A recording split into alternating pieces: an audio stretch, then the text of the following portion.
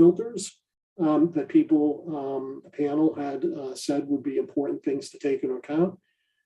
Provide that information in the pre-reads as context for all the panelists as we engage in these discussions. I'm not obviously going to try and go through these. This is where, I apologize up front in that there has been a lot of materials that have gone out to the panel in order to give everyone kind of an integrated view of the landscape here. So much appreciated all the engagement that people have given both within the panel sessions and certainly outside of them as well.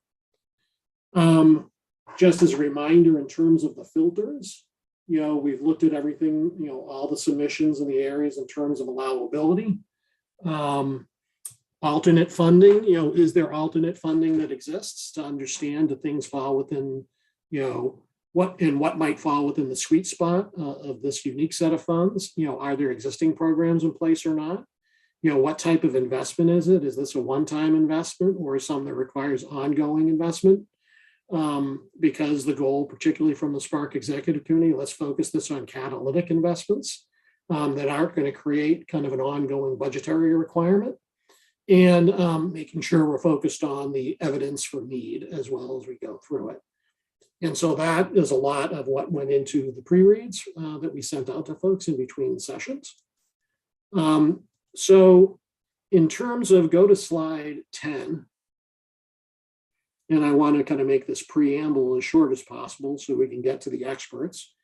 In terms of looking at kind of the full lay of the land, what we have covered really has been around the three things in green: innovation and entrepreneurship, workforce development, workforce resources, workforce retention and attraction, and have begun working on, in conjunction with feedback from the panelists, some ways of thinking about crafting programmatic areas there. Once again, the submissions that fell into those areas where the focus has been, we've gotten from the advisory panels, the advisory panel, those submissions are still in there and we'll continue to live with that, particularly as the panel works to finalize and refine what those programmatic areas can look like. But we are trying to cover a lot of rest of the ground today around all these other areas. So the business enablers, housing, water and sewer infrastructure, and some of the other enablers that fell in there. And the hope is that between the three panelists, the experts we brought on board, they can provide some expert view around the lay of the land in each one of those areas, particularly with a focus on the Kansas landscape. Once again, as I mentioned earlier, just because a submission doesn't fall into a programmatic area that has been defined, because in those areas, those submissions will get a lot of focus.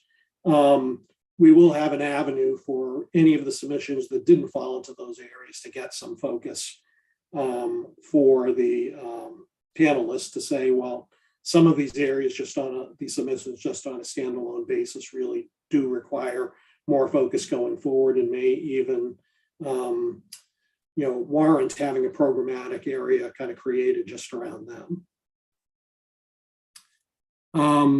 So just as a little bit of a recap in terms of some of the areas that we're going to be covering today, it's the one area is the area of industry support. There are 18 submissions, pretty big dollar amount. And the types of things here were manufacturing scale-up networks, small business support programs, grant loan programs, business revitalization programs, tourism sector support, and cybersecurity. Go to the next slide. You're a little bit behind. Go to the next slide. In the housing focus area, RAIN was around access to affordable, available, and quality housing, and that's anything from down payment assistance through housing for seniors, rehabilitation of housing units, as well as housing development and construction. Some of the discussions that we've had around this area in the past is that it would be nice if we could find solutions that might be truly catalytic around helping that ecosystem to work better, as opposed to thinking more about individual point solutions or things that would create kind of ongoing hangover investments. Water and sewer focus, two areas: clean water infrastructure, access to safe drinking water. There were some pretty sizable submissions that came in this area. We have someone, an expert here to talk about that as well. One of the questions in this area that we had earlier was, to what extent is this getting covered by other sources of funding, so that the panel itself can have a way of being able to think about this particular category. And then on the next slide, in terms of the other enablers, this was a broad set of items that ranged anything from, in the infrastructure, renovations and development area, things like business park development, transportation infrastructure, community infrastructure, technical upgrades to facilities, to public space and resource enhancements, to food systems and infrastructure, to other types of financial assistance. So a pretty broad category of stuff for us to be thinking about as we go through this. Hopefully, the experts can touch on most, if not all, of these areas to provide some additional thoughts for the group. Now, before we get into the experts, I would say, and as we go through this, we'll be thinking about, the programmatic, how we might, if we decide that if the panel wants to decide to go forward around prioritizing some of these areas, what those programmatic areas might look like, how they might be defined. But before we dive into the detail and I introduce the panelists and then they start walking through things, I would just ask at this point, either of the chairs, Representative Tarwater or Tien, if you're on, if you would like to, provide any thoughts to the panel before, it dives into kind of a lot of expert presentation and discussion. Okay, you only have me today. I talked to Tien earlier, and he's going to review this evening on recorded view, simply because he's at the NADA convention. He owns a string of car dealerships, and his group owns several, and they've got a lot of business to do today. So he's going to be busy doing that. But as far as proceeding today, let's go ahead and move on in the interest of time to listen to the professionals. Great. Thank you. So go to the slide 15, please. So just to introduce the three experts that we have, they're going to talk today. Ryan Vincent is going to talk about housing topics, and I'll let each one of them kind of introduce themselves as they come on board. Secondly is Trent Armbrust from the Department of Commerce. We'll talk about industry support and infrastructure topics. And Tracy Streeter will talk about water and sewer infrastructure topics. The goal would be for each one of them to provide perspective on landscape and needs, opportunities, trade-offs, and thinking about investments in those spaces. Engage in discussion around each one of those areas and answer questions. So with that, I'll hand it over to Ryan. If you could just introduce yourself and, kind of go through your presentation, give us your thoughts. Thank you. Absolutely. Good afternoon, everyone, and happy Friday on a snowy day. I'm speaking here from Topeka, but I know we've got folks from all over the state. And I first just want to thank you all for your service on this very important committee. My office has been heavily involved in administering a lot of emergency programs in response to the pandemic, and we certainly know how much work it is, but how important it is as well. My name is Ryan Vincent. I'm Executive Director at Kansas Housing Resources Corporation. I have been with KHRC now going on about 17 years and look forward to kind of giving you an overview of the work that we do, the people that we serve, the programs that we run, and most importantly, next steps as far as responding to the important needs of our housing population in the state. If you'll give me just a moment, I'm going to share my screen, and if you'll please let me know if you have any trouble seeing it. Does that look okay to you, everyone? Yep. All right, thank you. Well, just knowing that time is tight, I'm going to jump right into my presentation itself. As far as what I'm going to cover today, I recognize that a lot of you may not be familiar with Kansas Housing. We're not a traditional state agency, but we're an arm of the state. So I'll give you that 30,000-foot overview. Then we're going to talk very quickly about the range of programs that we serve in the state for rural and urban communities alike. I'm going to jump into how housing and COVID have definitely interacted and been affected by one another. Then I'm going to turn to the first statewide housing study the state has launched and completed in nearly 30 years. The important takeaways from that study, and then finally close with next steps. I definitely intend to have time for questions if that certainly if your time allows today. As far as an overview of KHRC, we are a self-supporting nonprofit public corporation. Years ago, we were part of the State Department of Commerce, but we administer a variety of housing and community programs. 99% of our funding comes from the federal government, but we do have one state-funded program that I'll talk about briefly.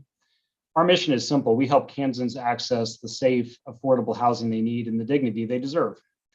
And as far as who we work with, our stakeholders are as big as you can imagine, everybody from local government officials to realtors to housing developers. We work with nonprofits and local, state, federal government folks. If you live, breathe, do business, or pay taxes in the state of Kansas, you're a stakeholder of Kansas housing. Now, our programs truly run the gamut from providing that literal roof, that literal shelter, which we all know is so important as we experience snowstorms outside. We fund domestic violence centers and emergency shelters. We provide tenant-based rental assistance and fund community action agencies around the state. But we actually do housing development as well. We administer tax credits from the Department of Treasury. We get funds from the Department of Housing and Urban Development. We also get funds from the state of Kansas to administer a moderate income housing program. Most of my presentation will focus on housing development itself. But so you're aware, we do also administer a down payment assistance program. We regulate the manufactured housing installation in the state. We provide free weatherization upgrades to income eligible Kansas households. We've got a healthy compliance section because we know that if we're going to be good long-term neighbors and build affordable housing for the folks that it's intended to serve, then we need to make sure that we've got compliance folks going out and checking those properties. And finally, this last year and a half, we have been doing a great deal of emergency response in partnership with the State Recovery Office, with the Governor's Office, as well as the state legislature, ensuring that we have responses and resources for those that are struggling with the pandemic. Diving into housing development itself, again, we administer tax credits. We also have funds from HUD and from a number of different sources to be able to do actual housing development. In 2021 alone, we were able to build 540 homes through our tax credit program across the state, rural and urban areas alike. I always like to show pictures. I think it really speaks for the importance of the work that we do. This is the historic Lee Lofts building in Salina, Kansas, downtown. It's a perfect example of how we can invest a few dollars in housing. We can help with jobs. We can help with revitalization of downtown. Salina has done a wonderful job of revitalizing their community. We're also able to save a historic structure where Lee Jeans started 100 years ago. It's a win-win-win for Salina, for employers in Salina, and for our state. Here's an example of a development that we did in a number of small communities, Scott City, Norton, Hoxie, communities that so sorely need housing and yet have so little being built. We were able to finance the development of 15 single-family units that will be eventually converted to homeownership. Here's a nice example from McPherson, where we were able to develop beautiful townhomes for households with disabilities. We know that there's different constituent groups out there, whether it's persons with disabilities, whether it's seniors, whether it's families, that have unique needs. And we're willing and ready to respond to those needs of our local communities. I mentioned a moderate income housing, or MIH program. About 8 years ago, our state legislature recognized that there's a big band of Kansans that make too much to qualify for all of the low income affordable housing programs that I spoke about. But they simply don't make enough to build, to rehab, to purchase a home, particularly in rural areas. Recognizing this, recognizing that we need homes for our teachers and for our police officers, for our healthcare workers, and for our people who are making so many of our different businesses in our rural communities function, the legislature gave us $2 million a year to administer a program called MIH. We give loans or grants to cities or counties in rural communities. And with those funds, we're able to develop actual housing. We're able to build the infrastructure necessary for that housing. We're able to do rehab. We're able to do demo and a variety of different needs that are responsive to the unique needs of the communities. So it's a great program. We've got applications that come in all over the state. And of course, $2 million does not go very far. Currently, we're able to only, we have to cap our grants or loans at $400,000 per community. However, as you can see by this map, we've done a wonderful job of getting these dollars out the door and spread geographically across the state in some communities that haven't seen new housing built in a great number of years. Again, the target audience here is people that make more than the federal programs can serve, but don't make enough to meet general needs of the market. This is between 60 and 150% of area median income. So for a family of four, between about $45,000 and $115,000 per year. A couple examples. This is Dodge City, where we were able to develop 14 moderate income housing units. I love this example because it shows that not only are we investing in our housing needs of today, but we're also investing in our housers, our builders of tomorrow. We look for every opportunity we can to invest in people who are going into the building trades, like Dodge City Community College building trade students, so that we have people that can swing hammers and to do that important work down the road, because we all know that that's so vital for our communities. This is in Atchison, where we were able to rehab the historic YMCA building. We were able to get moderate income housing built. We were able to save a historic structure. State legislator mentioned the other day that he went to preschool in this building. I love the stories behind these buildings, and the stories that we can tell by investing in them are so huge for the local communities. It's a win-win. We were able to help be part of downtown's exciting, Atchison's downtown revitalization. Local contractors worked on this project, and we have sorely needed housing for that community. Here's an interior view. You can see the beautiful product that we're able to achieve through a number of different sources of financing. We leverage $6 for every $1 of state investment in this program, which is so important. Here's an example from Stafford County and St. John's, where we were able to build 4 single-family homes, again, in partnership with K-State's School of Architecture students. I love this example because it was highly energy efficient housing. It was a pilot program. So we're able to invest in small developments. We're able to test what works. And hopefully we can replicate it on a much larger scale when we have resources available. Now, I mentioned how COVID has changed our world. You're all very aware of that, administering COVID resources that are so vital. KHRC has administered over $25 million early on in the pandemic to our community action agencies and emergency shelters.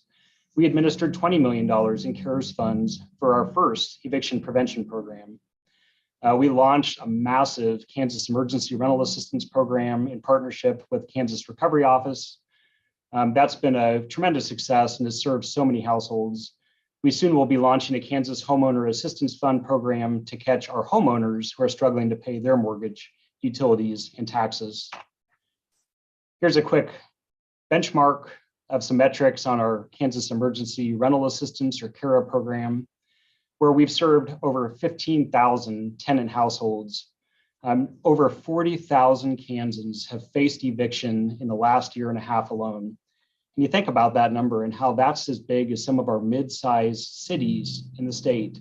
That many folks didn't know where they'd be sleeping at night. But through this program, they're staying in their homes. We're helping them make their utility and their rent and their internet bills. We're also helping over 5,000 Kansas landlords, small businesses, be made whole, with over $114 million flowing through our economy. So we're proud of that program, but we recognize that we can't keep putting Band-Aids on our state's housing problems. We have a housing crisis, but we wouldn't have that crisis if we didn't have a systemic, ongoing housing problem in our state. So the solution to that was to first understand exactly what that housing problem is. So we launched, in partnership with the Office of Rural Prosperity, the first statewide housing study in nearly 30 years. We did over 70 listening sessions. We had surveyed thousands of respondents. We had a team of technical experts from bankers to realtors to community representatives in each area of the state. We captured qualitative data as well as quantitative data from the US Census. Our experts scrubbed the data, we put it all together, and we came up with some themes. Those top themes were that we need to prioritize middle income housing in our state. We need to free it up so it not only helps our middle income households, but it frees up the competition, raising the prices for our low income housing. We need to diversify our housing stock. We need to extend our housing security. We need to reinvest in our older housing stock. A third of our state was built, or a third of our state's homes were built before 1960. We have communities in north central Kansas where the average age of the housing stock is from the 1930s. But we also need to think more long-term. We need to address the building trades labor shortage, and we need to extend existing human capital resources. Taking these action items and these recommendations and these goals, we've got wonderful documents that are posted on our website that give suggestions for local communities as well as the state. At the state level, some of the things we're working on are to expand our moderate income housing program, whether that's with the state legislature or you all administering Spark dollars. We're looking at long-term funding for our state housing trust fund. We're working with the Department of Commerce on state business incentives for housing, because if we don't have a place for our jobs to go at night, we're not going to have jobs in our state. We're looking at how to have a network of extension officers that can help connect housing resources, programs, and best practices to our rural communities. We're also looking at workforce development programs for building trades. A couple examples of what we could do now if we had resources. I mentioned our MIH program. We've got 24 applications requesting $9 million that met all of our threshold requirements, but for us having the funds to actually be able to fund those developments. That in itself represents a whole universe of developments that could be done in our rural communities as soon as we can get the resources to do it. We estimate that with $20 million, we could build approximately 590 moderate income housing units in our rural communities. I also mentioned our tax credit program. Last year alone, we had 12 multifamily developments with nearly 450 units between new construction and rehab that met all of our requirements, but again, we simply didn't have enough of the federal tax credits. We estimate that with $20 million, we could fund 4 additional developments from that pool that would get 150 new units or rehab units of housing in our communities across the state.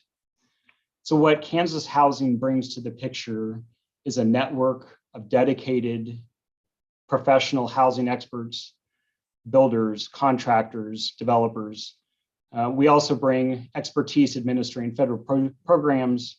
Our contact information is on this. We encourage you to follow us on social media and sign up for our mailing list to find out when we launch new programs. My contact information follows. We do have an online housing needs assessment story map tool that if I don't want to cut into your time today, but would certainly be happy to show you. Otherwise, I will stop sharing my screen and just take the opportunity to field any questions as your time allows. Thanks again for this opportunity. Well, thanks, Ryan. I'm sure a lot of folks on the panel have questions, but I guess one question I'd have off the bat is that if you're thinking about making a kind of catalytic one-time investment that really would be able to impact the whole kind of housing ecosystem, like where's the leverage point in the system that's really causing there to be the housing shortage? Like what would be the intervention you would target that would have the most impact on kind of getting the system working the way it needs to? It's a great question, John, and there's no one size fits all solution. Our housing problem is documented in the state housing needs assessment is truly across the board. It's a supply issue. There's growing demand. There's incomes aren't keeping pace.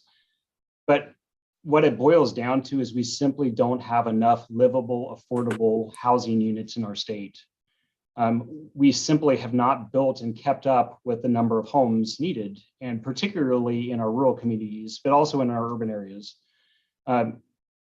now is our chance, when we have resources available, to finally do actual housing development. We're able to address it on a small scale with the resources that we get each year from the federal government.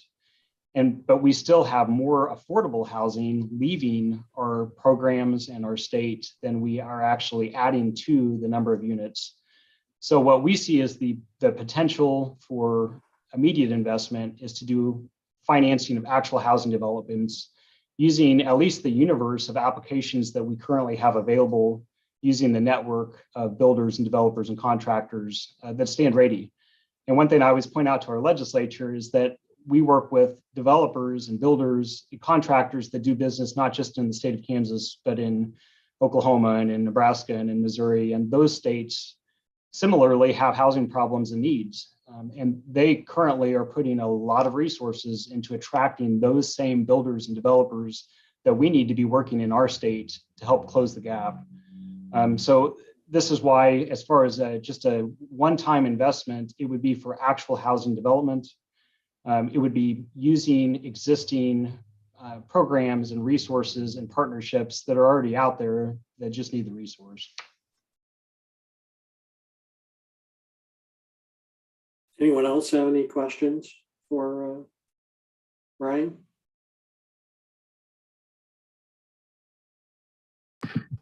This is maybe related to your question, John, but Ryan, this is Brett Leopold. We've heard examples of communities where they say we've got an opportunity to significantly expand our business or our college enrollment, but we just don't have housing. And this panel has discussed a little bit, what is why isn't the market servicing that need? If you've got a community that can expand their facility and add jobs, why aren't the builders and the suppliers coming to build that housing?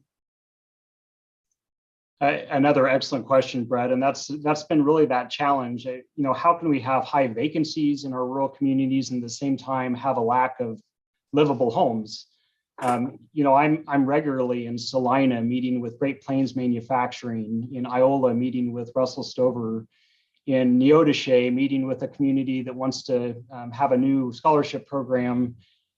Each of these communities tells of employers wanting to move in and expand their operations, and yet the housing market itself is simply not keeping pace.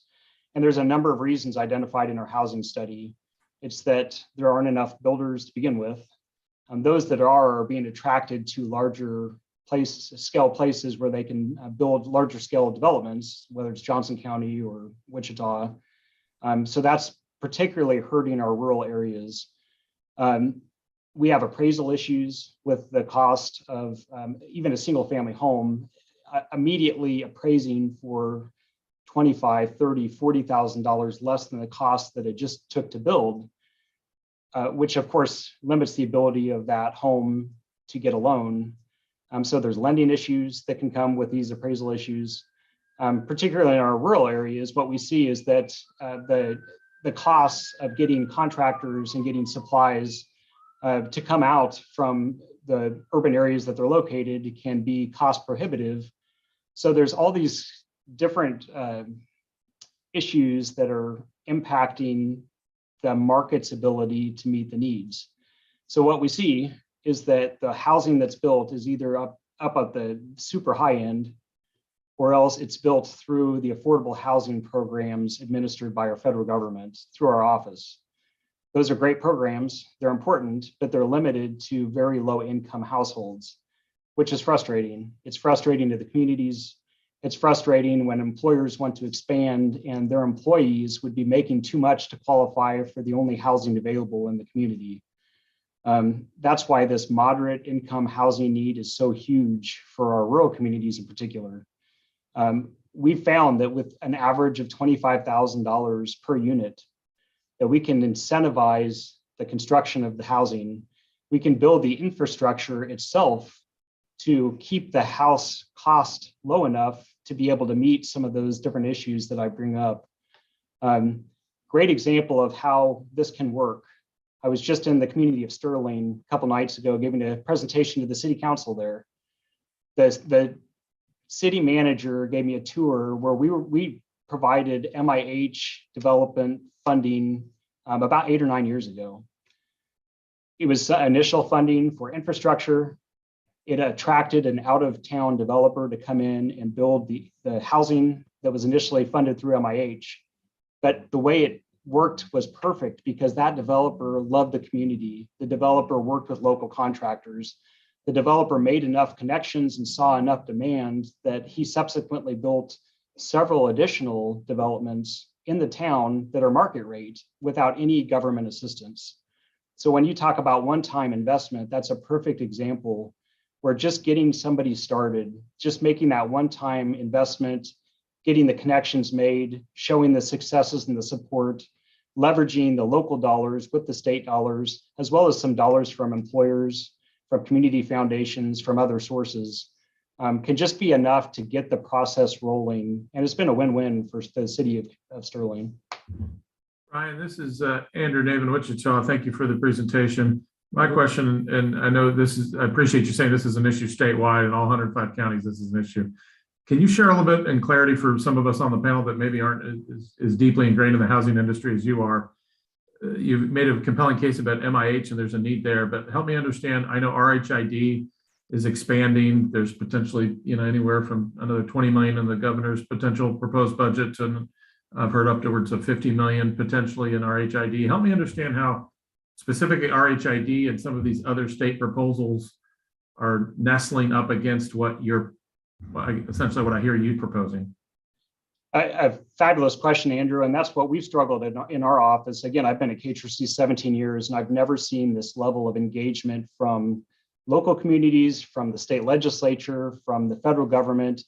Everyone is recognizing that we've got to do something about this housing crisis in our state, and it's on the development side that we've got to make the first steps. So you're right, there's some wonderful resources being considered at the state legislature right now. I don't know what, if any of those will pass. They include tax credits for actual housing development. They include seed funding for a state housing trust fund. Each pot of funds comes with unique opportunities. As an example, the Spark dollars, my understanding is they couldn't be loaned past 2026, and the ARPA dollars, because of federal restrictions. However, the state dollars could be used if we wanted to do some kind of recycle the funds for eventual loans. So again, it's important that we have multiple pots and resources of funds that can be used flexibly. And that's where KHRC really brings value, is that we're used to working with local communities, where we're used to working with developers. We can go in and meet with the community, and we can help them work with the Department of Commerce for their RHID resource.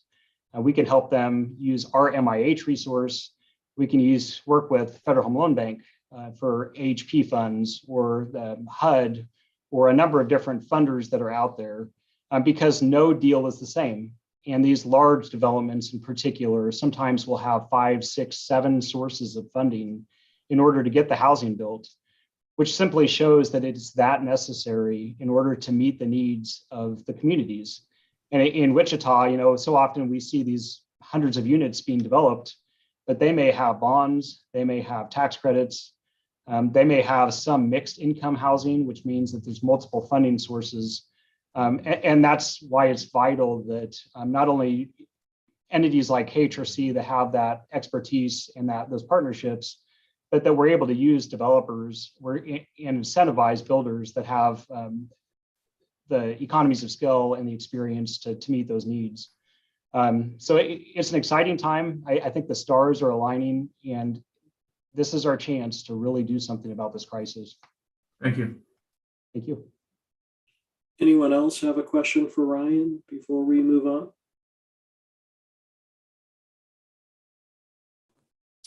I got a question for you. This is Sean Tarwater.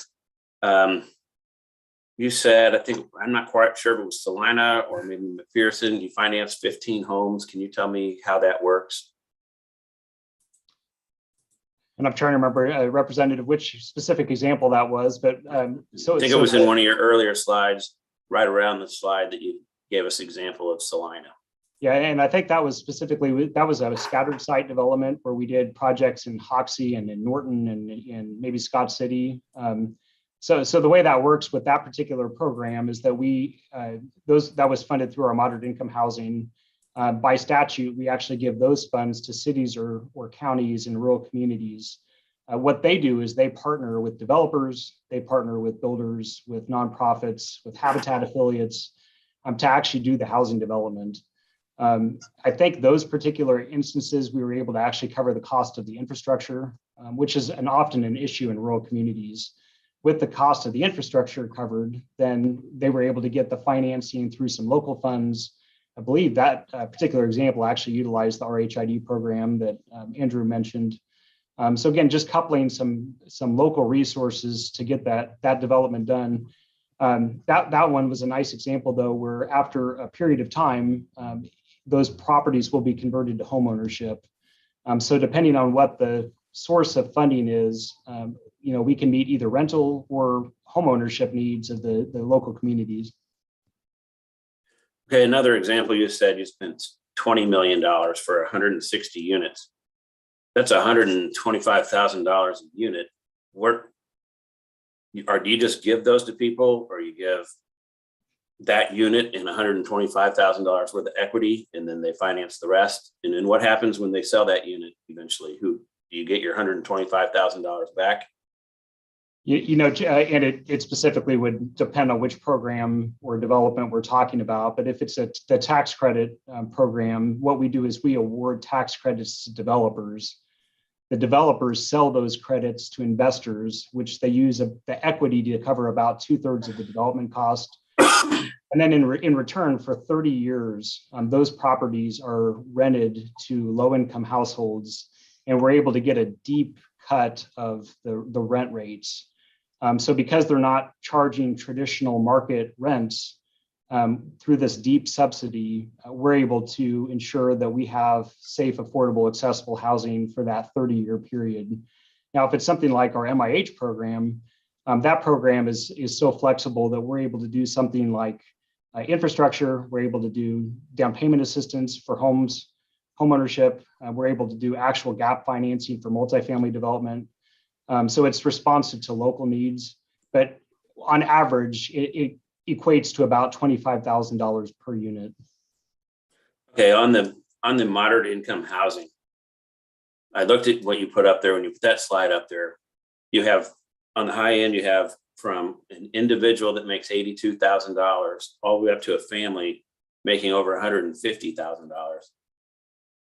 How in the heck would a person like that or a family like that need down payment assistance? Are they just completely mismanaging their funds? And is it a good idea to help that person buy a home if they can't manage their funds? I mean, that's quite a bit of money. You should be able to afford some sort of house over time. If you manage your funds properly, you could come up with a pretty sizable down payment. What's the issue there? Representative, there's so many unique issues out there that we ultimately defer to the local needs of the communities. And I think that's the beauty of this program, is that we're not at the state telling the local community what their need is. And I think we may be mixing a couple of things. The program itself is intended to serve that 80 or 60% to 150% of area median income. The households that are ultimately served may be households that are more towards the 60 or more towards the upper end, depending on the community's needs. However, the eligible activities themselves could go for a number of different purposes. So yes, there may be some of those upper income households that are assisted, whether it's for homeownership or whether it's for rental housing, but that simply reflects how difficult it is to develop actual housing in rural communities. And that's not an issue that's just recognized by the state or by my office. That's something that Farm Bureau, that Sunflower Electric, that the Kansas Corn Growers Association, that a number of these different rural community groups are recognizing that there has to be some catalyst, some kind of incentive for developers to come in and build housing in these rural communities if they're going to survive, if they're going to thrive. So it truly depends on the unique needs of that community, what housing we ultimately build, and who is ultimately served. But it is in that income range that you note from my slides.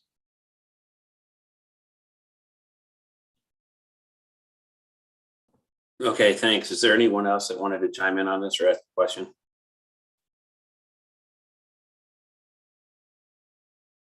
Representative, I might flag that we're at about time for this expert and need to move Okay. on to keep things moving. Okay, well, let's get Trent Armbers to talk now. We're gonna kind of revisit our thoughts about all of these at the end. Let's hand it over to Trent. And once again, thank you, Ryan, for taking the time to talk with us. Thank you. Okay. Hello. Hey, Trent. Thank you for having me on today. First of all, a few apologies. I am sitting in a hotel room, so if my internet fades in and out a little bit, that is why. And then the other part is I'm sorry I wasn't with you last week when I had some sinus surgery. So if I'm a little stuffed up, that's what that is. It's still drainage from that. And so I apologize for any stuffiness sound there, but we'll go ahead and get started. Next slide, please.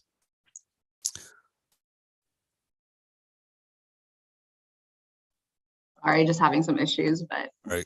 So I'll start talking while we get to the next slide, but I was asked to talk about the framework for growth a little bit and then make some comments on some of the particular enablers that John outlined at the beginning. So a lot of you are familiar with the framework for growth that we started back in 2019, rolled out in 2021. So we've had this plan out now for a little over a year.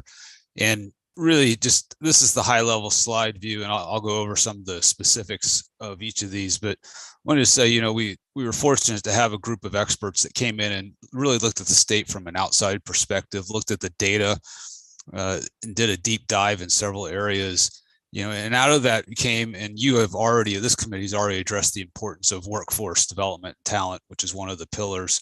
And then last week, fortunately, I wasn't able to be with you, but you also discussed the importance of innovation.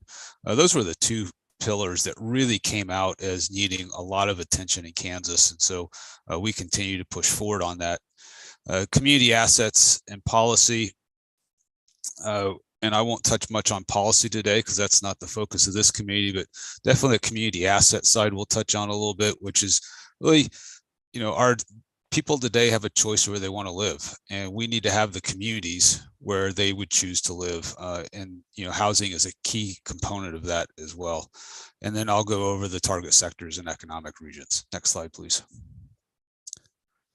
The first one, and again, you already touched on this, but I just want to touch on the talent pillar because this is an area that every economic development project we work on, this is what, if not the top issue, it's definitely number 2 in the list. But you look at the goals that we have for this talent pillar, and we're looking for those higher wage jobs, those occupations in some of our target sectors. The average wages in Kansas are low. Part of that is our employers pay lower than they're in competing states, but also the types of jobs that we have in Kansas. We want to raise our collective wages in the state. We also want to retain more of the graduates from our institutions of higher education. And we want to really realign our skills with what is evolving in the workforce place. So that skill alignment, what's next as far as what do you need for skills to be successful in the workplace, really critical. But again, you've already touched on that. So next slide, please. Again, you've touched on this one, innovation, but I think this is important to some of what we're discussing today as well, is that innovation ecosystem. And if you look at the second item listed on this slide, improve commercialization outcomes. Kansas has been really good at generating ideas. We've got very imaginative folks. We have that. We also have the skill sets of, we see opportunities, but many times those ideas, those opportunities don't get commercialized, or they get commercialized outside of Kansas. We want to make sure that that innovation is commercialized in Kansas. We build new businesses and we create new jobs. The third one there, support research and development of disruptive technologies. How do we start to future-proof our economy? How do we start to engage those technologies? And then also the fourth one down, ensure entrepreneurs are afforded with adequate access to capital. Several of the proposals that are in this, that is in this category of economic revitalization, have to do with access to capital. And And then, we go on to new creation, startups and creations and attraction and retention of innovative companies. Next slide, please. The community assets pillar touched on, not only how do we have great housing, which we have to have. Ryan did a great job with that, but also what are the other elements in our communities that have the infrastructure that attracts businesses. And so this is where business parks come in. This is where innovation assets come in, or incubators, things like that. This is also the area where broadband, which is another area, but the importance of broadband to everything we do. And then the transportation networks and this was focused not on our highways and roads for our personal vehicles, but for the distribution of goods. We are fortunate here in the Midwest and Kansas to be well positioned there. We'll touch on that in a minute. The multimodal infrastructure. So how do we move from truck to train and truck to air? Those are some other areas that, as we've all seen with the explosion of Amazon and others of delivery, critically important. And then, as we've seen with during COVID, the onshoring and reshoring of our industries, we have to have a more robust distribution system in order to capitalize on that opportunity. And we want to become an exporter. So we have to have a way of getting our goods and services out. This has been something that the ag industry has done for decades. We have all this product, we need to ship it out of the state. We need to continue to work on that in all facets of our economy. And then lastly, that quality of life. Next slide, please. The target sectors, there was a lot of questions about this when the consultants were developing these target sectors, and I'll touch on these a little bit as I work through each one of them, and you'll see, I hope, understand what they were thinking as when they identified these. Advanced manufacturing, this covers a lot of different areas of manufacturing, but I think the big takeaway with advanced manufacturing was we need to take our manufacturing base, continue to grow that manufacturing base, but we have to embrace the industry 4.0, that digital transformation, digital manufacturing. We need to embrace that in our small and medium and large manufacturers, but with a specific focus on our small and medium manufacturers. If you look at the opportunities around the DoD industrial base, which the Department of Defense is saying, we've lost that small manufacturer in our industrial base. How do we help position our manufacturers for those new opportunities? And then as technology comes along, technology often allows you to produce more at higher quality, and that makes the environment more competitive. How do we make sure our manufacturers are embracing this technology so that they remain competitive in the marketplace and also then expand as they compete? So that's where that advanced manufacturing was. Aerospace, this is an area that continues to be a leader. Kansas continues to be a leader. Obviously, we think of Wichita around aerospace, but we see aerospace assets around the entire state. And we want to continue to expand our aerospace expertise in the state of Kansas.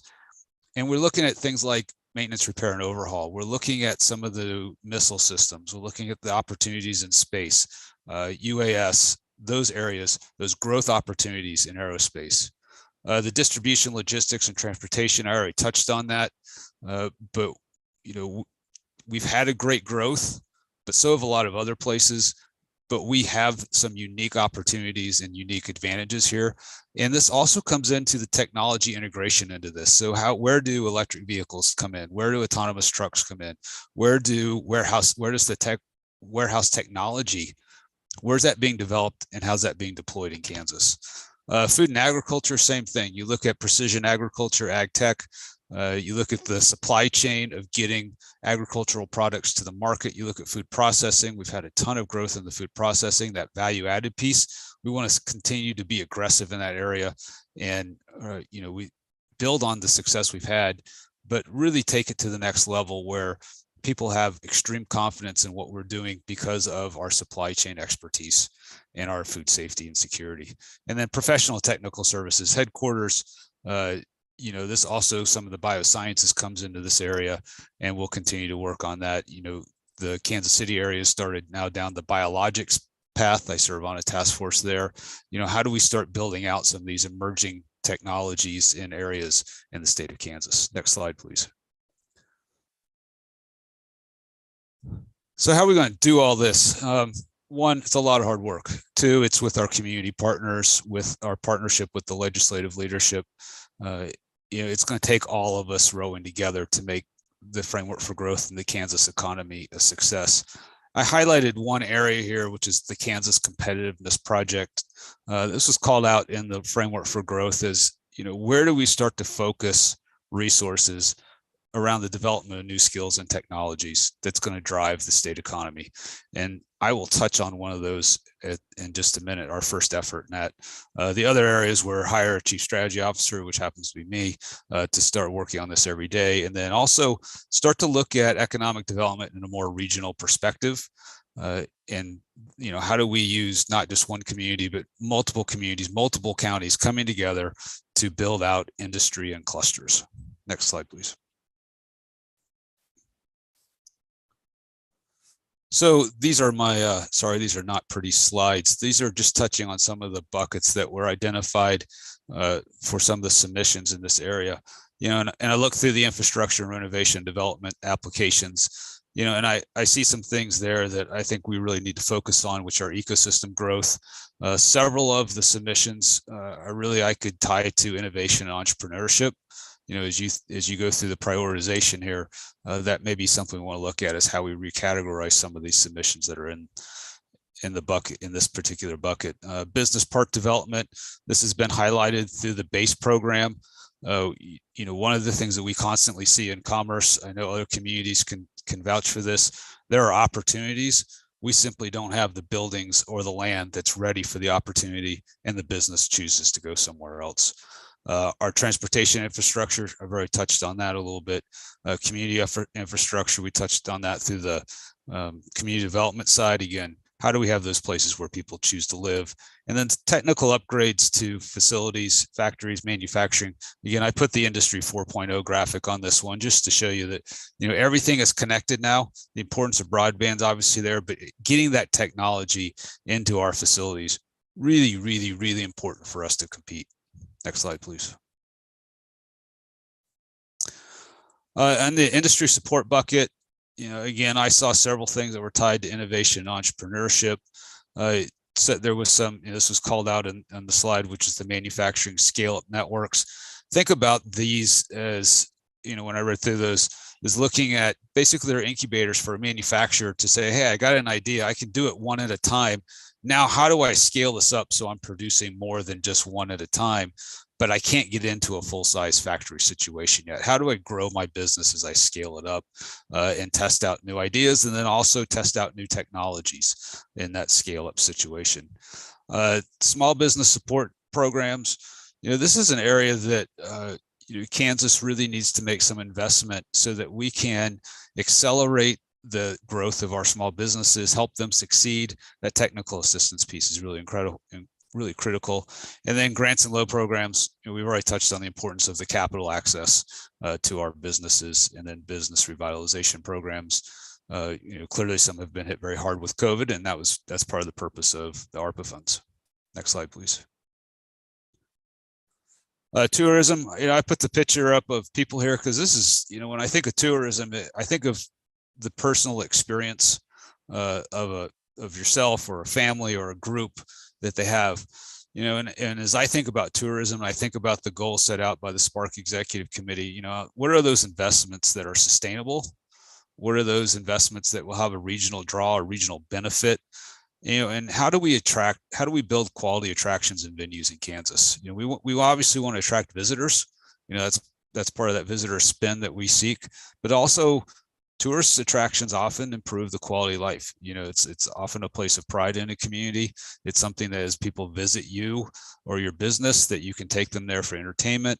And then also you tend to enjoy that with your own family. So, that's when I look at tourism and the importance of tourism to our quality of life, and how Kansas reflects to outside visitors. Really important. Next slide. So I mentioned the Kansas Competitive Project, and one of the areas that was also in your in your many of your buckets, and the hard chore that you have in front of you is cybersecurity. Go ahead and click through this a few times, please. It'll pop up. The first one more time. All right, there.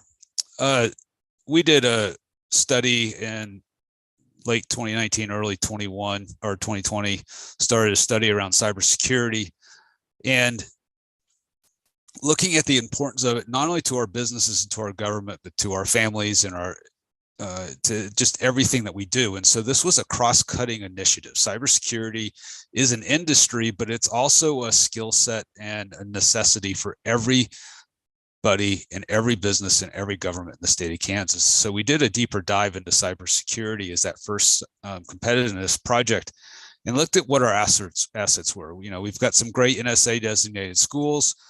We've got a lot of government military assets in the state of Kansas and the surrounding states. And then we've got the development of the enterprises, you know, those private cybersecurity companies, as well as the cybersecurity expertise. Next slide, please. And then go ahead. There's all 6 of them here. All right, and so you look at the strategy. So this was a full strategy document that we developed. Starts with, as we talked about in the framework for growth, and you've already talked about that workforce. How do we develop the workforce for cybersecurity? Really, really critical that we get to that.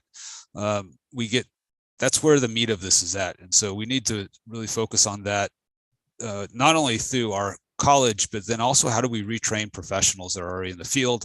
How do we train people that are already working that have no cyber experience and aren't going to do cybersecurity every day, but need to have cybersecurity awareness? Talent supply chain, same thing. Research supply and commercialization. So there are opportunities around classified and secure operations that we need to capitalize in Kansas. That's both at the university level, but also at the enterprise level.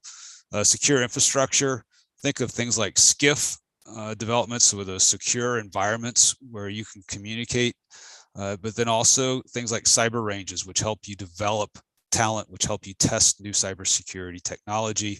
And then we have the enterprise development and the network development as well. So there is a full-blown plan on cybersecurity, and you can see it every day in the newspaper. It's an economic opportunity, but it's also a threat that we need to deal with in the state of Kansas. And next slide. And so with that, there is my email address and my cell phone number if anyone would like to get a hold of me after this. So with that, I'll be happy to answer questions. Great. Thanks, Trent. Any questions for Trent? Covered a lot of landscape here. This could have been hours. Yeah, appreciate it. I guess I'd start off, Trent. You covered a lot of pieces that, particularly from a forward-looking standpoint, would all make sense, at least from my vantage point. I'm not a decider on any of these things, but when you look at, you think about the spark funds, what do you think of as kind of like just the tip of the spear? If you were going to really try and make a catalytic investment that, or two that really could have the greatest impact. Yeah, I'll actually go more towards the innovation side, John. I think we've got the opportunity with some of the assets, inside of this. We touched on the scale up, but also that capital stack that's in some of these proposals. Building that infrastructure is going to really build the industries of tomorrow, but it takes a one-time investment to help us really take that next step. There's the ongoing cost of programming. That's not what some of these proposals are. Some of these also are one-time money in that would give us the ability to almost have a revolving type fund. And so it keeps building on itself. And so that's where, John, I see the opportunity is in that innovation space. Specifically today, there's some infrastructure pieces. I didn't touch on, food system infrastructure and supply chain and all that, but there's some assets around our transportation infrastructure and warehousing that would also have long-term payoff of decades. Great. Thanks. Anyone else?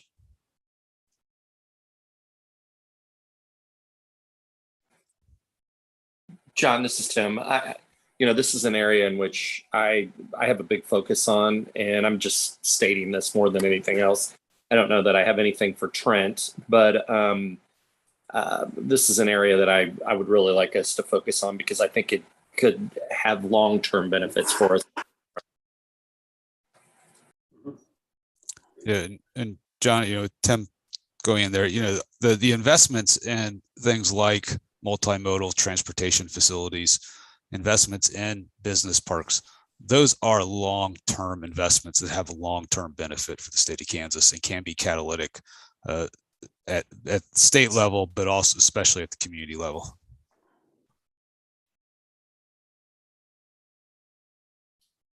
Representative Tarwater, it looked like you were unmuting. Yes, I did. I would just tend to agree with Tim McKee there.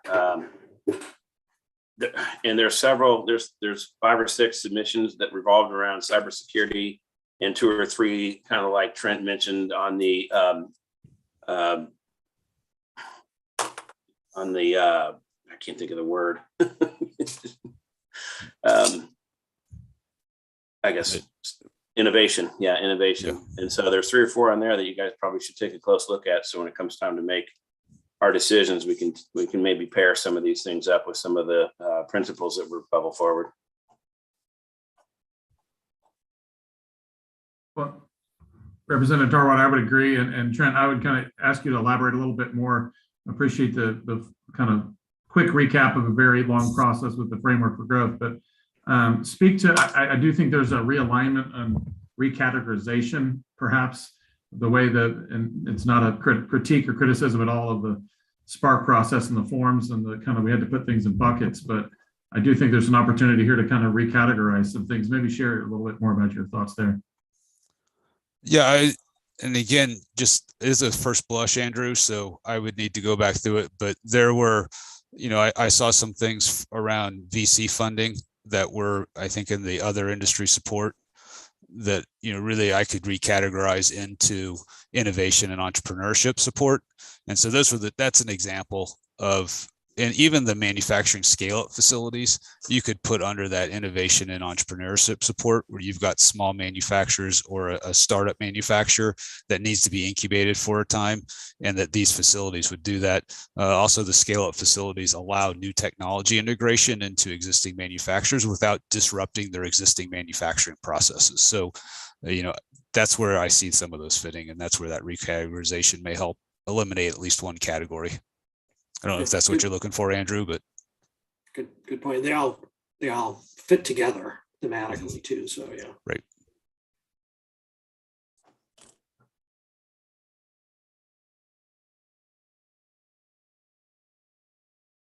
Any other, before we move on to Tracy, any other questions for Trent? Hey, John, it's Ryan. I've got a quick one for Trent. What Kansas compared to other states? I mean, what can you give us kind of a 30,000 foot view of where some other states are making these similar catalytic investments in? Yeah, great question, Ryan. And, I'll just go right to our east. You look at Missouri, they've made some catalytic investments in their innovation space that are really starting to pay off. And, I'd love to be able to show you some of the data that supports that right now. But you look at the BioSTL and what's going on in St. Louis, and I know you're familiar with that. They're seeing tremendous return on that investment right now. And that was an investment that started 20 years ago. Iowa's done a tremendous job with their innovation ecosystem. Colorado made some very strategic decisions and investments 20 to 30 years ago, and you're seeing that pay off as well, especially around the SBIR, STTR world. When you look at their funding as compared to ours, it is light years on a per capita basis ahead of us. So yeah, we've got neighboring states that are doing it really well and that we could borrow and learn from. Hey, Trent, just a quick follow-up question. In terms of the investments in the innovation space, to what extent do they really kind of come up leveraged out of higher ed institutions, doing the research and commercializing and acting as hubs versus outside of that space? John, that is an excellent question. Our universities obviously need to be very active in this space, but the research has shown that we have not done a good job with innovation and commercialization at our universities, but also in our private sector, non-university associated. And so both of those are opportunities. Oftentimes university associated innovation assets, so they're not buried in the university, but they're associated with the university, have been very, very successful in other states. Again, I chair Colorado just because I've been out there. I've also been down to Georgia Tech in their environment. You know, when you marry that public-private partnership around or next to a university, that's where I've seen the great success. Great. Well, thanks, Trent. With that, we'd move to Tracy in the interest of time, so that we can give Tracy some time and then have a chance to kind of regroup at the end. So you still there, Tracy? I am, John. Can you hear me okay? You can. Thank you for your patience. Very good. Well, thanks for the opportunity to visit with the advisory panel today. You have a daunting task. I'm only looking at one segment of it, and that'd be water, wastewater. So I don't envy you. You've got a lot of deserving projects. You've got some tough decisions or recommendations to make. So my name's Tracy Streeter. I think you saw the bio. I used to work for the state of Kansas a few years ago. I was director of the Kansas Water Office for about 15 years. And now I'm with Burns McDonnell, working in the water global practice. And my focus has changed over my career. When I was with the state of Kansas, I focused mainly on the raw material, the aquifer and our system of reservoirs primarily, and making sure we had that raw commodity to deal with. And a lot of times Kansas is pretty blessed with water resources, except when we're in a drought. But it always seems like drought cycles tend to come around more often than we care. So having existing water resources is just as important as being able to deliver good, clean water through our infrastructure. So, which is my focus now, working with water and wastewater utilities. One of my more recent tasks, I've been tapped to take a hard look at the federal infrastructure financing that's been in the news and passed late last year, and trying to become an expert on that, if you will. It's kind of a tough job to do because it's painting a moving train right now. But all that said, I will probably spend most of my time diving into what else is out there in terms of water infrastructure funding. So if you advance the next slide for me. Let's talk a little bit about need. And I don't want to spend a lot of time on this because I think everyone's probably keenly aware of where we're at on water infrastructure and really infrastructure in general. But I did find a report that in 2018 that the American Society of Professional or Civil Engineers produced that gave Kansas a C and a C- when on a grading scale on the status of our drinking water and stormwater infrastructure. Contained in that report was some monetary estimates on where we're at and what our needs are in Kansas, and they identified about $4.2 billion in needs over the next 20 years. To kind of boil that down to some data that we currently have with the Kansas Department of Health and Environment, we have currently $640 million in projects on our drinking water and our clean water state revolving funds. And I'll talk quite a bit about those programs here in a bit. So that kind of gives you some sense of where we're at. And it really comes as no surprise to me that you all receive submissions approximating $1 billion for water when you think about 4.2 billion in needs over the next 20 years. The other thing that's happening to us right now is cost escalation due to supply chain issues and impacts from COVID and a number of factors that have driven costs up significantly on water infrastructure components and materials. Particularly PVC pipe has gone through the roof in terms of costs, and that's not the only place. So we're seeing with our clients that we have today at Burns and Mac, a lot of our projects, what we thought they were going to cost and what they originally financed, what they're seeing today is drastically different. Affordability is always an issue when you start looking at financing water infrastructure projects. One thing that I want you to take away from this discussion this afternoon, at the end of the day, the ratepayers, or we, pay for water infrastructure in this country. There's very little grant money available, even with what you've heard in the about the infrastructure bill, and I'll get to that here in a moment. But by and large, we're borrowing money and retiring debt with rate increases. That's typically how it works across the board. So let's go to the next slide. So a little bit about the Infrastructure Act. The name change has occurred here recently. Here's the bill that passed in November, was the IIJA, the Infrastructure Investment and Jobs Act, now called the Bipartisan Infrastructure Legislation. This graphic is I think, telling to me in terms of water. When you think about infrastructure, it's as broad as it is long. And the bill was about $1.2 trillion. And that's what we saw in the news. 550 billion of that was new money. 54 or 55 million of the 550 was for water. So water was represented about 10% of the overall new spending for water infrastructure in the bill. You take that down to a Kansas level, $460 million in new federal money for water. So when you look at this scale here of 550 billion, again, you see the 55 for water, and then there's a little slither at the far right called Western Water, 8.3 billion, which has to do with the Bureau of Reclamation, which Kansas is eligible for funding from this smaller federal investment. And I'll touch on that a little bit at the end as well. So I want to kind of put the water in the context of the overall legislation. And while it's very important, and this is a great increase in funding from where we were from a federal perspective, overall, it's relatively small. Okay, next slide. Okay, last week there was the Kansas Society of Professional Engineers and the Department of Health and Environment hosted a water quality seminar. And this is the latest information on the impacts of the bipartisan infrastructure legislation to the state of Kansas. So the first thing I'm going to focus on, there's two trains of money that come into Kansas, and that's through the Drinking Water State Revolving Loan Program and the Clean Water. Drinking water is water treatment, water distribution, things related to drinking water, and this clean water is relative to our wastewater programs and stormwater and those types of projects. So I'm going to talk about drinking water first. So if you advance the slide, that'd be great.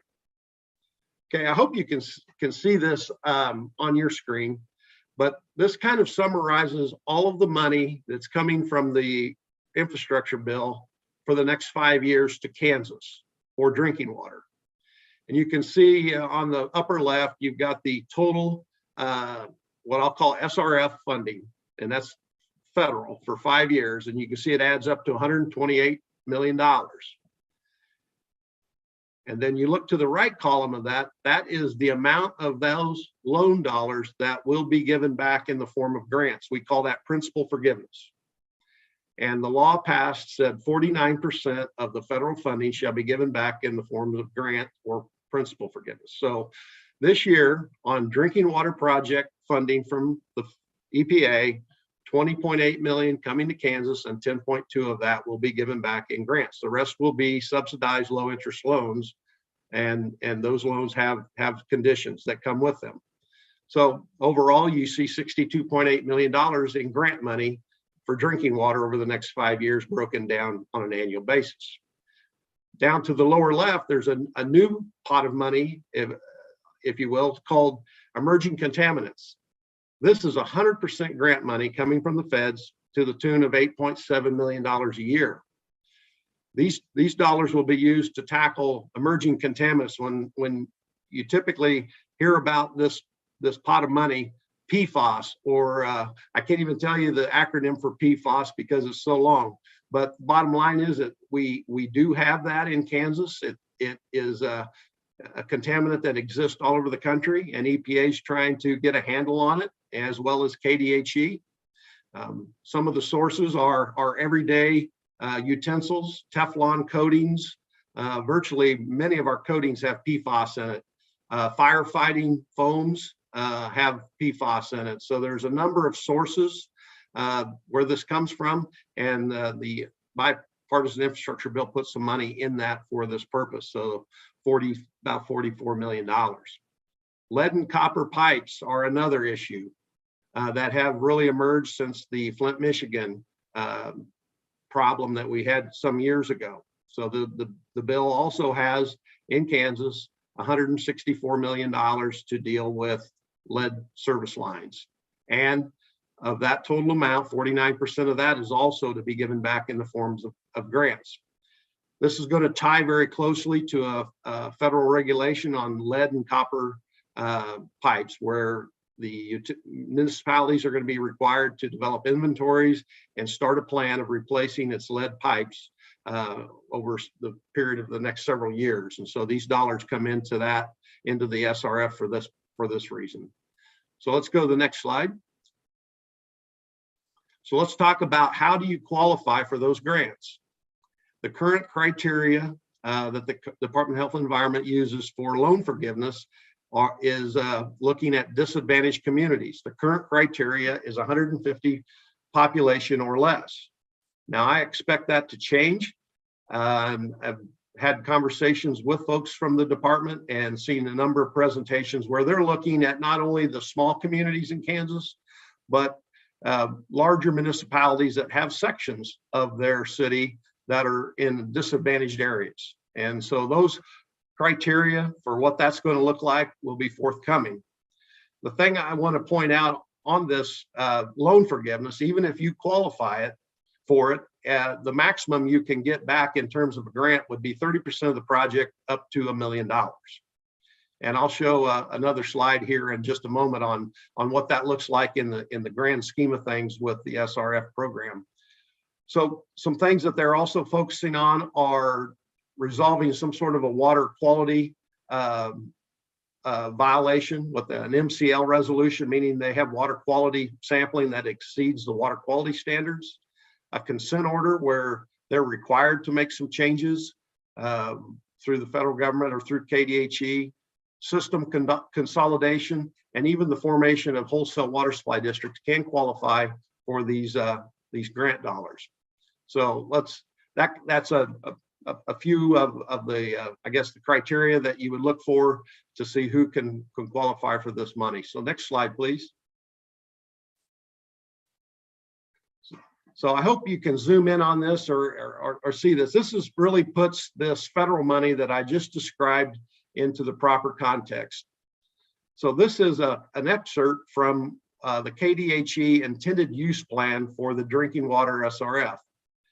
And so they have highlighted one there that's Burr Oak, Kansas. They're going to need $2.9 million to make some improvement to their water system. And they would qualify for $27,000 in principal forgiveness.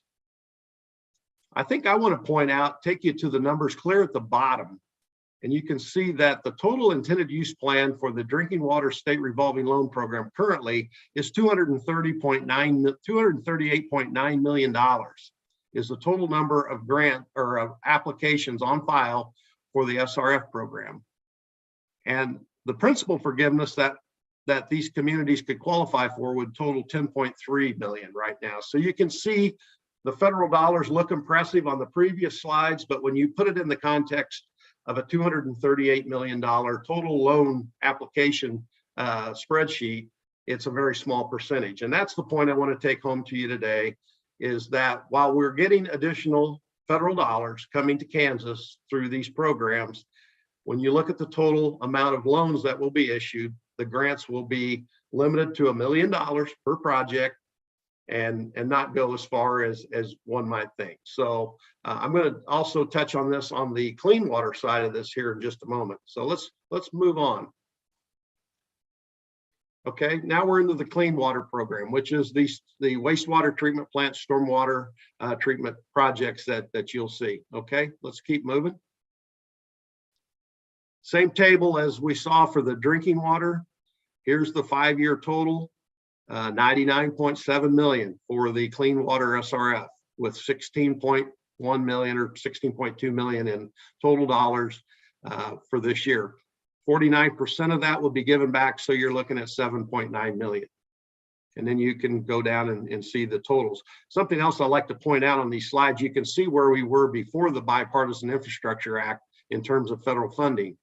14.3 million in 2021 with 1.4 million for principal forgiveness. So you can see we are going up, but not significantly, at least in the first year. You see it ramps up fairly significant in year 23 to 26. You can also see down in the bottom left that the Clean Water SRF program also is providing money for emerging contaminants, because a lot of times you'll see PFAS and these other contaminants show up in wastewater. And so this allows for it to be addressed through the Clean Water SRF program. And again, any projects that would aim at addressing these emerging contaminants would be eligible for 100% grant from the federal government. Okay, moving along. Okay, here's back to this overall spreadsheet from the Clean Water SRF intended use plans. And this particular list adds up to about $401 million in current total loan amounts on the current list, and about 13.7 million in principal forgiveness. So that gives you some sense of the scale of on the clean water side.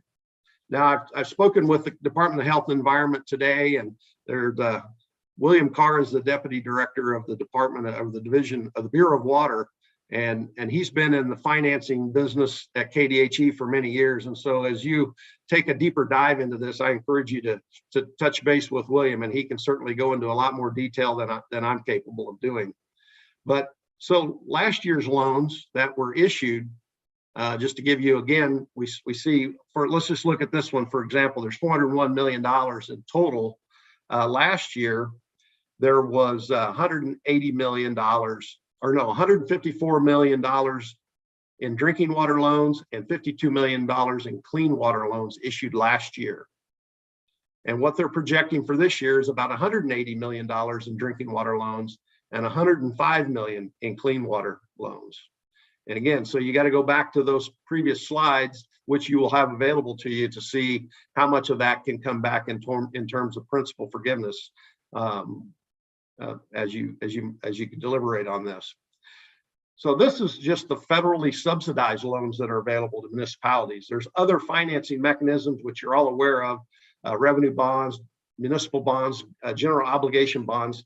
Municipalities use all of those tools. It just depends on the rate and what it costs them to utilize the state revolving loan programs in terms of conditions that are applied to it. And a lot of times they'll look at the financing from their normal sources and go that route. So these two tables that I'm referring to here don't capture all of the investment in water infrastructure. It only includes those that have asked to be on the list, the intended use plan, for possible consideration from the SRF.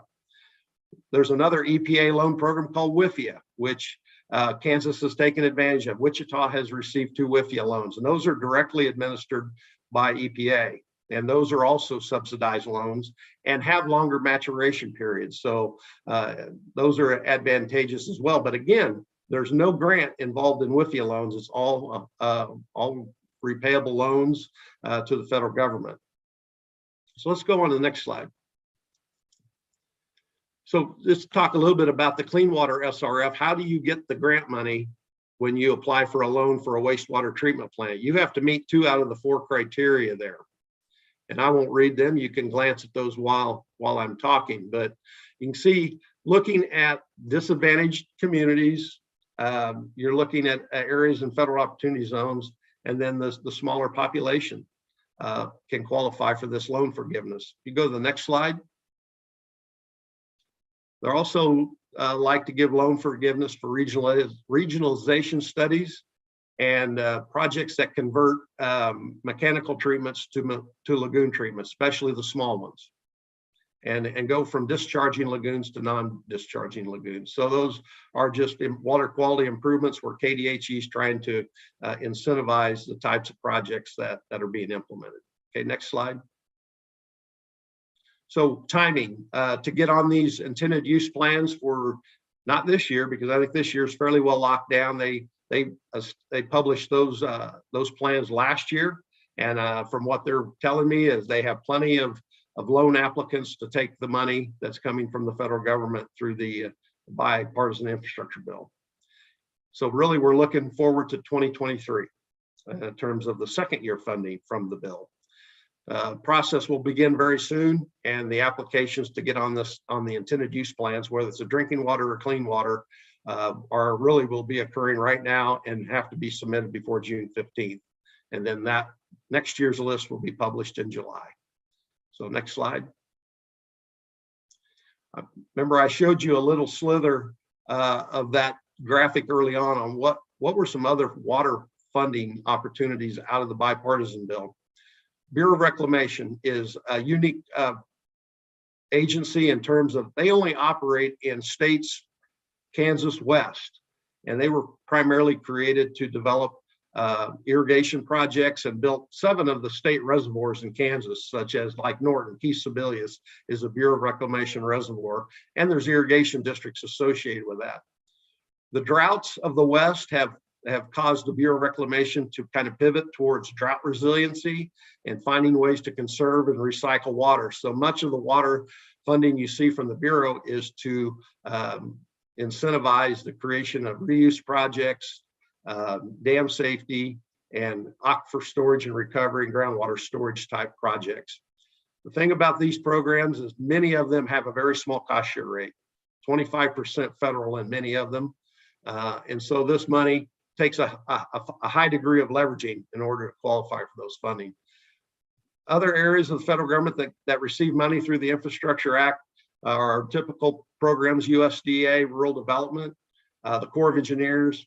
HUD receives money that comes out for the Community Development Block Grants, and FEMA also receives some money for, flood and levee type projects, the way I understand it. So I don't have a lot of details on that. I wanted to stay focused on water and wastewater today, but I wanted to point out that I haven't studied your whole list of projects for water and wastewater, but perhaps some of these other agencies might have some federal opportunities I'm not aware of. So I just wanted to point that out briefly. So let's go to the next slide. So this will close my comments. You saw the grant opportunities. When you put them in the grand scheme of things, it's a small percentage of the investment needed in infrastructure. So there's still, even though we see more federal monies coming from the infrastructure bill, we're not going to see a huge increase in how that impacts our water utilities paying for these very expensive water infrastructure projects. So at the end of the day, whatever money can be provided to municipal will do a number of things. It will obviously provide some relief to our ratepayers. Investing in water infrastructure through these funds will allow leveraging of additional money, and I would encourage you to require leveraging and matching to come into that as you move forward, because that's going to cause some projects that probably wouldn't happen otherwise. If no grant money is available, they probably won't tackle some of these projects. So investment will allow that to move forward. And the other thing is you're going to make the existing dollars that are invested go much further. So I will stop with that and see if you have any questions. Thanks, Tracy. Appreciate it. Anyone have any questions for Tracy?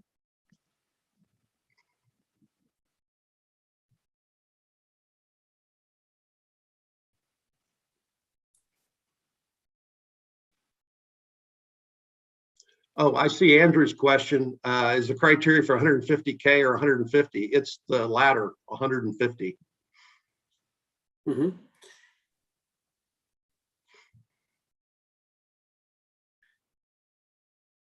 Tracy, do you have a feel for how some of the neighboring states around Kansas have been looking at this set of funds with regards to water investments?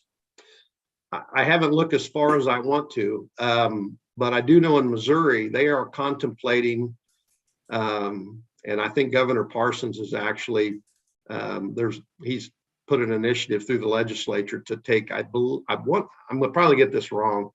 At one point, it was $300 million of their state ARPA money they were going to invest in water and wastewater. And I would double check my facts on that, but I know there is an initiative going through right now. They actually did a survey of their water utilities, and they compiled a list that probably rivals the one you have in terms of communities that were interested in competing for that pot of monies. But that's, long story short, they're going to create a program or run some of this money through an existing program and operate it that way in Missouri. And then I guess the question is there any kind of particular geographic concentration or flavor to the needs around water, or is this pretty much, it's just spread pretty evenly across Kansas? It's pretty even, to be honest with you. Certainly where you see a lot of growth right now, we see a lot of work in just keeping up with growth. And that's not just in Kansas, that's everywhere. Our Denver office is doing a ton of work on the Front Range, just trying to keep up with population growth. And in Kansas, we've got places where we're seeing that significant growth. The intermodal in that area, you're seeing a lot of growth, and infrastructure is trying to keep up. We've got some that are trying to find new sources of water where maybe they don't have a good long-term source. So we're seeing proposals in there to try to move water and get it from a place where it's sustainable to aid in growth in another area. So it really, if I were to sit down and study it, I'll bet you I would find that you're going to have submissions from all over the state dealing with all of that. Representative Tarwater, were you just scratching? Brett?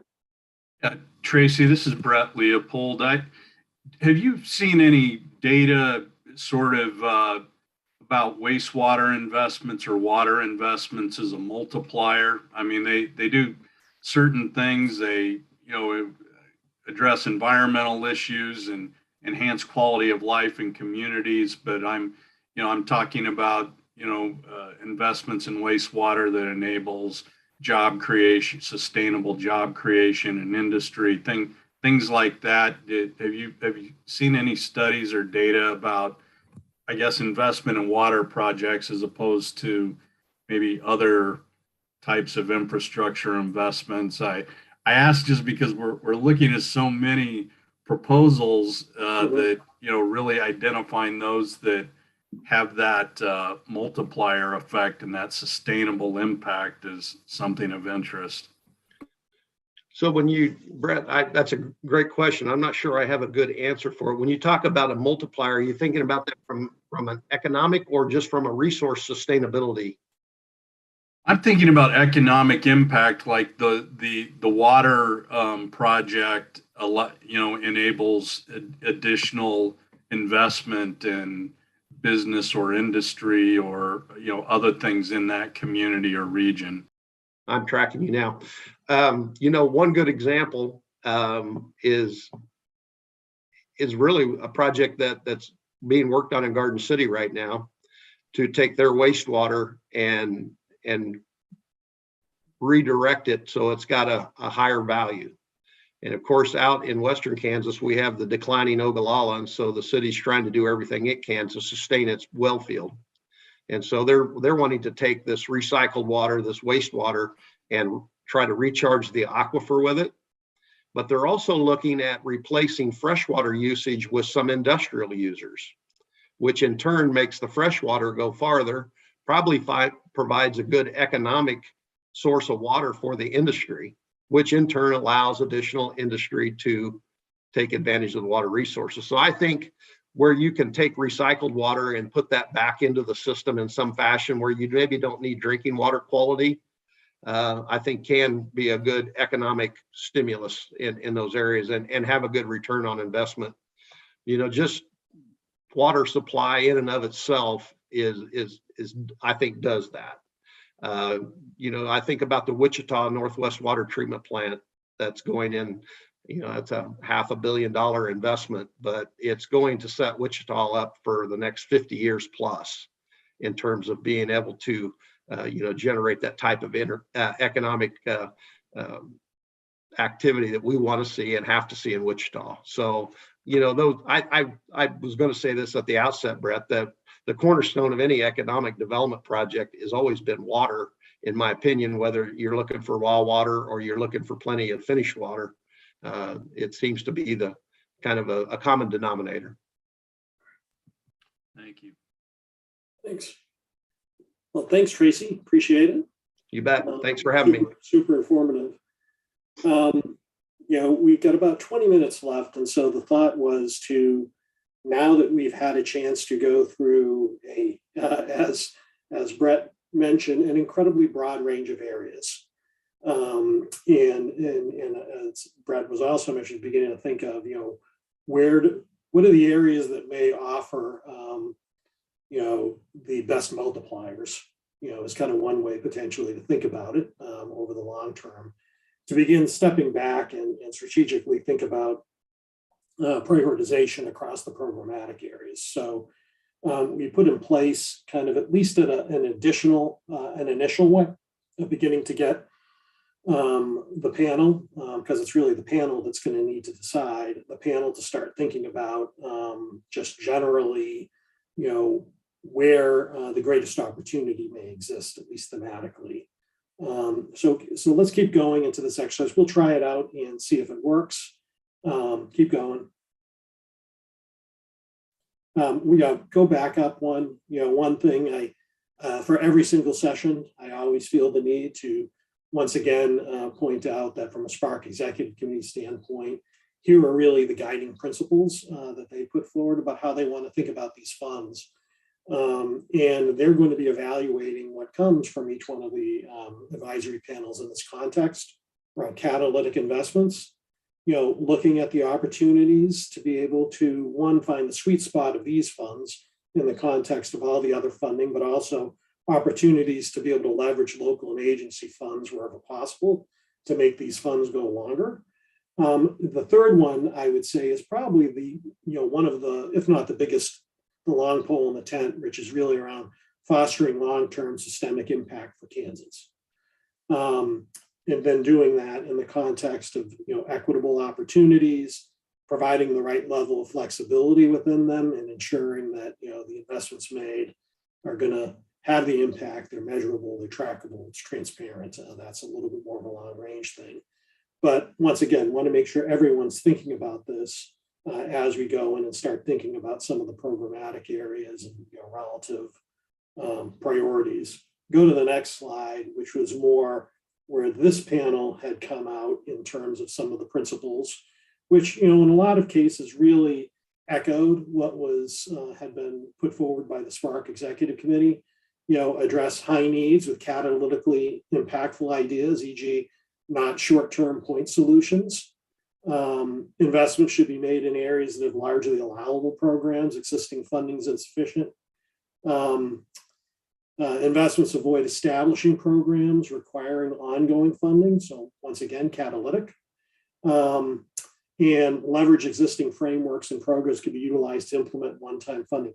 So that last one was really capturing this thought in a previous session, which was saying, rather than trying to kind of, to the extent possible, create something new, if there's something that is leveraging, an existing platform or an existing entity, being able to, if it really can create a multiplier effect, double down there, as opposed to looking kind of maybe clean sheet for some things. So keep going. So this is beginning to get into the exercise. And I think as we've been going through this exercise has modified a little bit over time. So I'd like someone from the support team to actually just kind of frame what we want to try and do here. Yes, sure thing. Hi, folks. Claire Huddalong. Just talking through the exercise today. We are about to launch a Zoom poll within the Zoom app, asking you to select your top 5 programmatic areas for consideration for funding. These will be in 5 separate questions. There will be one question for each area. So one for business, one for workforce, one for housing, so on. And again, the ask is to select 5 across all 5 questions. If you do not want to select one of the options within a question, so say you don't happen to want to select any items under workforce or other enablers, there is an option for you to select none of the above. That does not count towards your total 5. Once we have all submissions, and we're asking for submissions only from panelists, experts and support team, grateful for you to have online, but am focused on panelist input. Once all submissions are in, we will tally them, add them to this page in the lighter blue bubbles, and then color the top 5 responses green, color the next 5 responses yellow. Any questions on the task at hand? So on the 5 votes, they have to be distributed or they can all be in one category. Just if you could explain that again. Yes, you are selecting 5 across every one of the gray boxes you see here. You do not need to select across the 5 topic areas. You please select the 5 that matter to you. And is there no way to be able to put your 5 votes down on just one area, or it needs to be 5 separate votes? 5 separate votes. Okay. Well, let's do that for, say, the next 5 minutes or so, get your votes in, and then let's see where we come up from that, and at least as a starting point to kind of get where the group is thinking.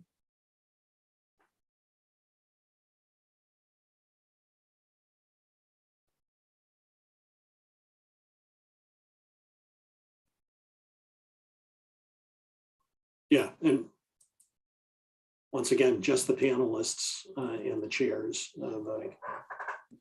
Hey, John, we have a few people that are not on this. Will they have the opportunity? They'll have the opportunity to fill this out.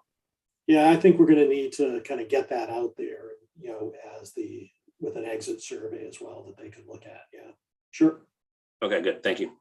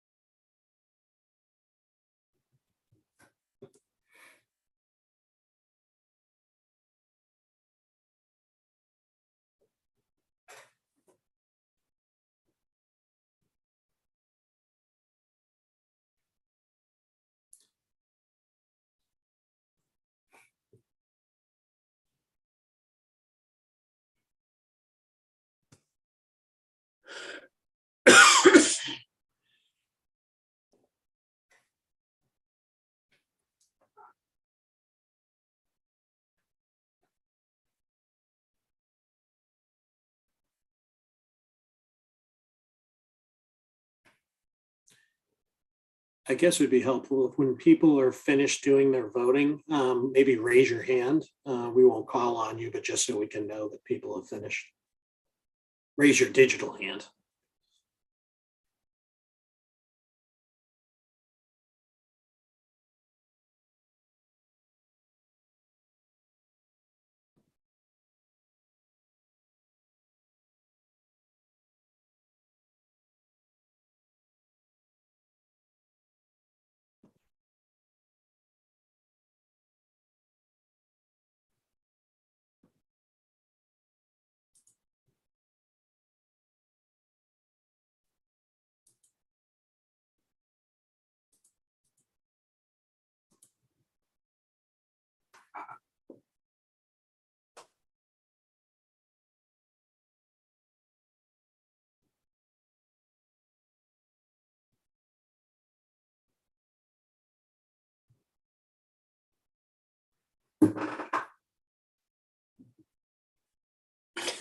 Yeah, got it. I can't figure out how to raise my damn hand. Sorry.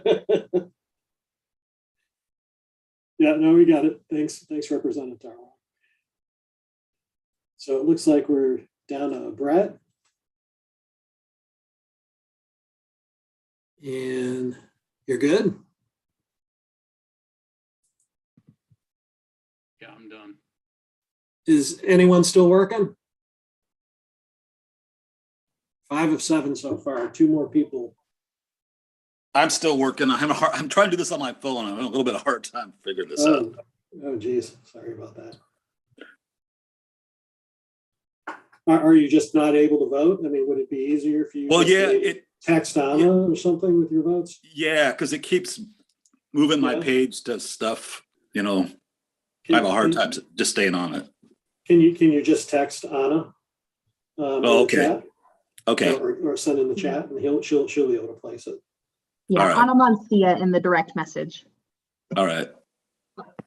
Hey, John, this is Tim. I don't know if I submitted it correctly because it wouldn't allow me to submit.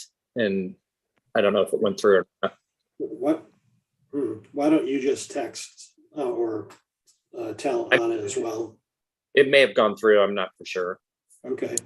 For the record, Tim McKee's from Chicago, so I think he's running to vote twice. Well, I moved down here to Texas from Chicago, so I was going to say the whole vote early and often piece, but I didn't go there.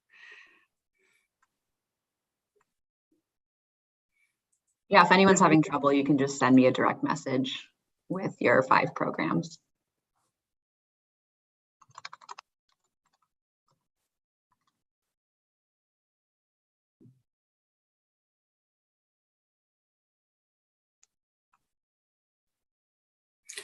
You guys can put your hands down now, by the way. I think we captured it. Oh, you got your hand up, Representative Sarwar. Great.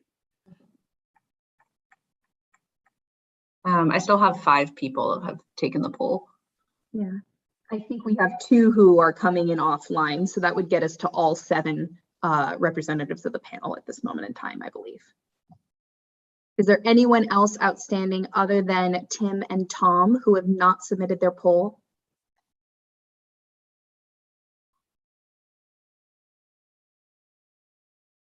Going once, Okay. going twice.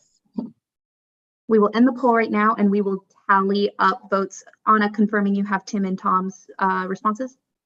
Not in the chat yet, but if you both can just send me something in the chat, we'll include it. And then I should be sharing the results now so everyone can see. And so we'll take a moment to update the numbers on the slide. Mm-hmm.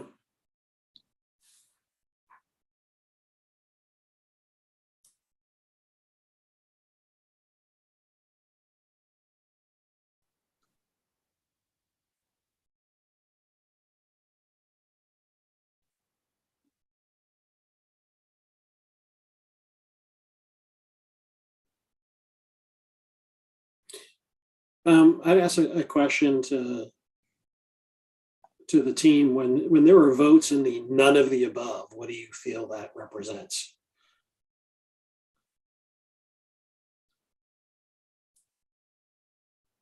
John, is that to us? That is, Yeah. Each question is required by Zoom. And so this was the only way we could enable folks to not select one of each category. Okay. Well, you're going to have to help us think about how to interpret this in terms of when you move stuff up into the working program areas. Absolutely. We'll do that all live in discussion. Yeah, great. Thanks. And I know you're working on this now. This is Andrew, but obviously this just shows us percentage of each category. So Yep. It doesn't show the totality of priorities. Yes, that's what we're trying to do on the slide now. Thank you for your patience. This is it's exciting for us, I'm sure. It is for you.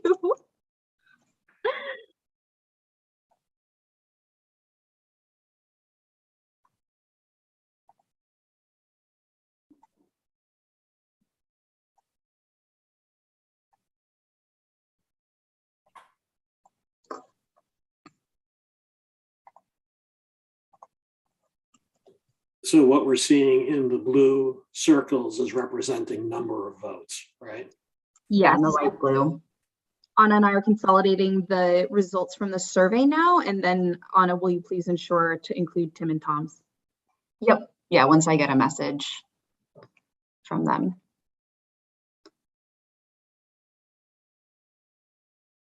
I think the slide is updated with every vote that we've gotten so far. All right. Well, and it sounds like, I mean, we're going to run out of time anyway. And we're going to need to do some follow-up survey with the people who weren't able to make it to the session. But I guess in general, what this is saying to me so far is it looks like, and correct me if I'm interpreting this incorrectly, entrepreneurial innovation ecosystem programs and spaces, programs to grow and support industries. Once again, still close voting, right? Because we just don't have as many folks. Building improvements and construction were the things that seem to be the biggest vote getters, at least with the limited set that we have right here. Does that surprise anyone? Anyone who placed a vote somewhere else who would make the case for those areas?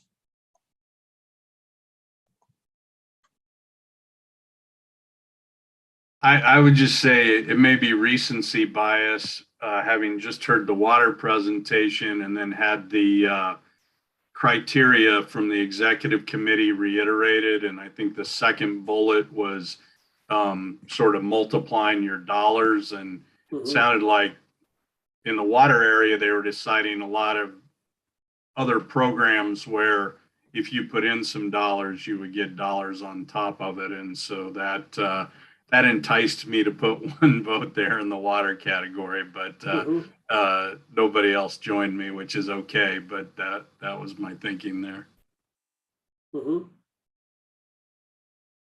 I think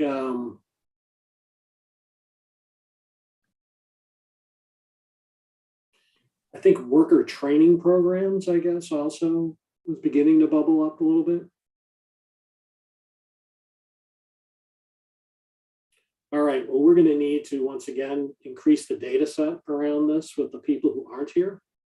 But I guess when we look at this right now, any other thoughts around any of these specific areas?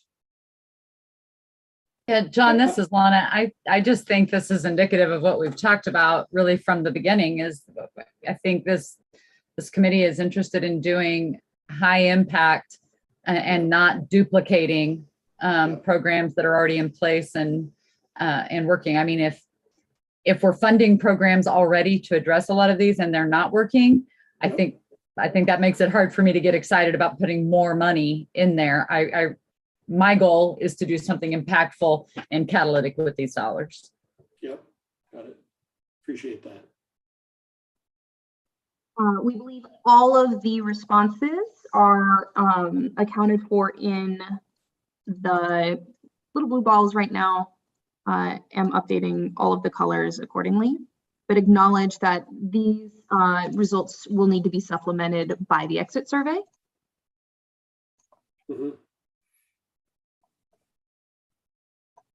Because as you can see, it is a bit of a narrow band between a lot of these particular programs that are receiving 2 votes.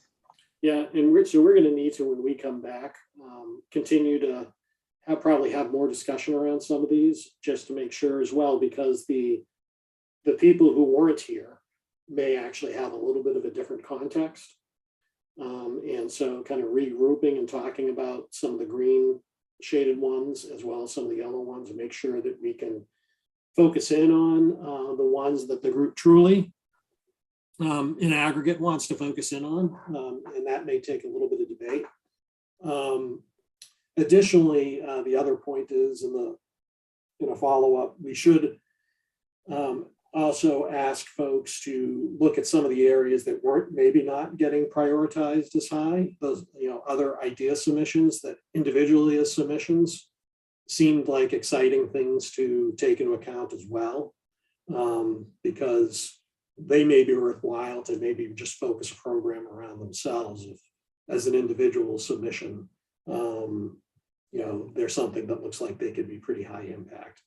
But anyway, I realize that we really crammed a lot of info down everyone's throats today. Really appreciate though everyone's time on a Friday, and in particular appreciate the time of all of the experts. Thank you so much for sharing your expertise with all of us. The good news is that hopefully at this point we're beginning to be able to, we've, as hard as it was, kind of wrapped our arms around the whole space at a certain level, and we can begin kind of focusing in on some of these programmatic areas and maybe capturing any other particular idea submissions that might stand out. But with that, and we'll be getting back with some kind of homework and some continued surveys as well. I guess I would also open it up to any kind of general thoughts that people have, or any thoughts that Representative Tarwater that you have, that, now that we've kind of gotten to this point in the exercise.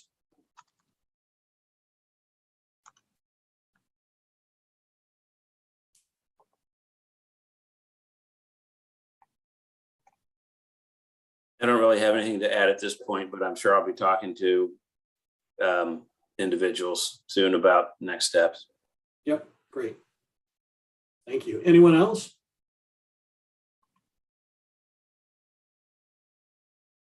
Is this still feeling like a pretty daunting task? Yeah, okay. Well, thanks. Really appreciate your time, and we will be back in touch with everyone soon. Thank you. Thank you.